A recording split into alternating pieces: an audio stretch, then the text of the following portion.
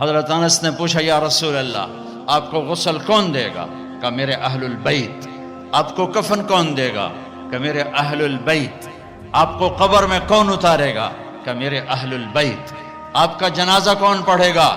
تو آپ کی آنکھوں میں آنسو آ گئے۔ آپ نے فرمایا جب مجھے غسل دے دو، کفن پہنا دو تو سب باہر چلے جانا، سب سے پہلے میرا اللہ اپنی رحمتیں مجھ پہ نازل فرمائے گا۔ اس کے بعد جبر و میکائیل آ کر میرے لیے دعا کریں گے، پھر ساتوں آسمان کے فرشتے آئیں گے وہ میرے لیے دعا کریں گے۔ ہمارے نبی کا جنازہ ایسے نہیں ہوا کہ امام اور مقتدی، اور پھر اس کے بعد میرے اہل البیت کے مرد آئیں گے اور وہ میرے لیے کھڑے ہو کر دعا کریں گے، پھر وہ چلے جائیں گے، ان کی عورتیں آئیں گی، پھر وہ چلی جائیں گے، ان کے بچے آئیں گے، پھر وہ چلے جائیں گے، ان کے غلام آئیں گے، اس کے بعد مہاجرین آئیں گے، وہ میرے لیے دعا کریں گے، پھر وہ چلے جائیں گے، ان کی عورتیں آئیں گی، پھر اس کے بعد ان کے بچے آئیں گے، اس کے بعد ان کے غلام آئیں گے، پھر انصار آئیں گے، وہ میرے لیے دعا کریں گے، پھر ان کے بعد ان کی عورتیں آئیں گی، پھر ان کے بچے آئیں گے، پھر ان کے غلام آئیں گے، پھر مجھے میرے اللہ کے سپرد کر دینا۔ تو آپ کی چارپائی مبارک کے ساتھ لوگ قطار بنا کے کھڑے ہو جاتے تھے اور ہر ایک انفرادی طور پر آپ کے لیے دعا کرتا۔ لہٰذا یہ پیر کا دن، منگل کا دن سارا گزر گیا، اب بدھ کی رات کو آپ اللہ کے سپرد کیے گئے۔ تو جب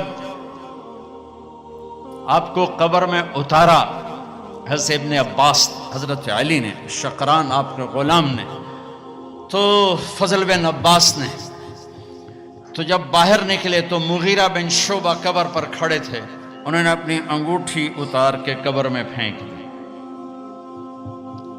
حضرت علی سے کہنے لگے علی میری انگوٹھی گر گئی ہے، نکال لو، انگوٹھی نکال لو۔